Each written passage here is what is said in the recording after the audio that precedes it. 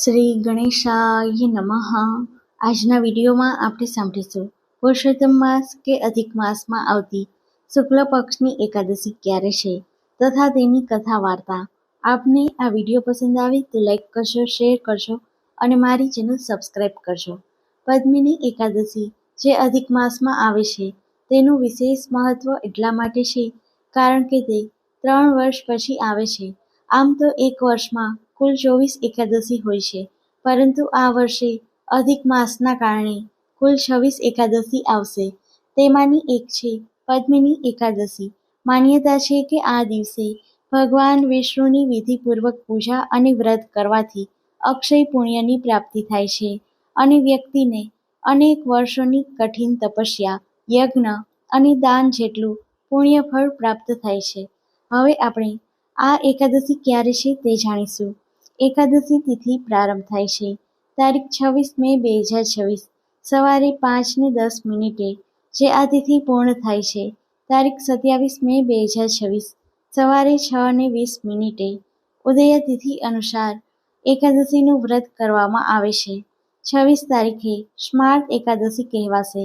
આ એકાદશીનું વ્રત ગૃહસ્થીઓ કરી શકે છે.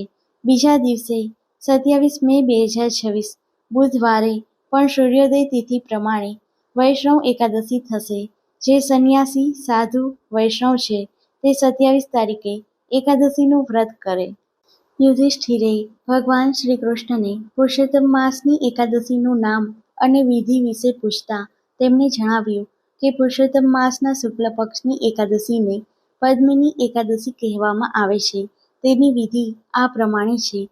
વ્રતનો આરંભ આગલા એટલે કે દસમના દિવસથી કરવો. વ્રતધારીએ માંસ, મધ, મસૂર, શાક, ચણા, કોદરી, પારકું અન્ન, કાંસાનું પાત્ર આ બધી વસ્તુનો ત્યાગ કરવો. ભૂમિ પર સૂવું અને બ્રહ્મચર્ય વ્રત પાળવું. વ્રત કરનારે એકાદશીના દિવસે વહેલા ઉઠી સ્નાન કરી સ્વચ્છ વસ્ત્રો પહેરી વિષ્ણુ ભગવાનની પૂજા કરવી, ઉપવાસ કરવો, કથા સાંભળવી, રાત્રે જાગરણ કરવું. ચારે પ્રહરે ક્રમ પ્રમાણે નાળિયેર, લીલા બીજોરા, સોપારી અને નારંગીનો અર્ઘ્ય આપવો. બારસના દિવસે પ્રાતઃકાળે સ્નાન કરી દેવપૂજન કરી ભગવાનનું ધ્યાન ધરવું. બ્રાહ્મણોને ભોજન કરાવી દક્ષિણા આપવી. પછી તેમણે એકાદશીની કથા કહી સંભળાવવી.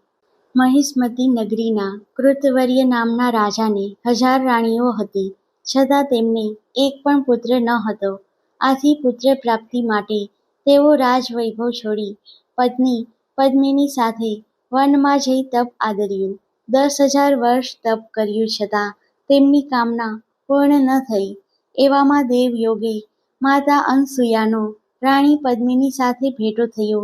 રાણીએ પોતાનો મનોરથ તેમની સમક્ષ પ્રગટ કર્યો અને કોઈ ઉપાય સૂચવવા જણાવ્યું. માતા અનસૂયાએ પુરુષોત્તમ માસની શુક્લ પક્ષની એકાદશીનું વ્રત કરવા સૂચવ્યું. પુરુષોત્તમ માસ બેસતા શુક્લ પક્ષની એકાદશીએ રાણીએ વ્રત લીધું. નિરાહાર અને જળ વગરના ઉપવાસ રહી રાત્રે જાગરણ કર્યું. ભગવાન પુરુષોત્તમનું પૂજન કર્યું. આથી ભગવાન સંતુષ્ટ થયા અને તેને કંઈ માંગવા કહ્યું.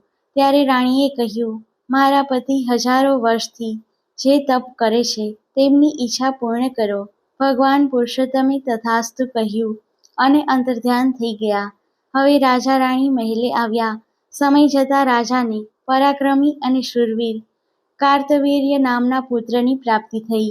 તેના જેવું પરાક્રમી બીજું કોઈ હતું નહીં. તેણે રાવણને યુદ્ધમાં હાર આપી હતી. તેને ત્રિલોકમાં કોઈ જીતી શકે તેમ ન હતું. આ બધું ફળ અધિક માસની શુક્લ પક્ષની એકાદશીના પુણ્યથી પ્રાપ્ત થયું હતું. આ વ્રત કરનારને ભગવાનના દર્શન થાય છે અને ઈચ્છિત ફળ મળે છે. વ્રત કરનારનો વૈકુંઠમાં વાસ થાય છે.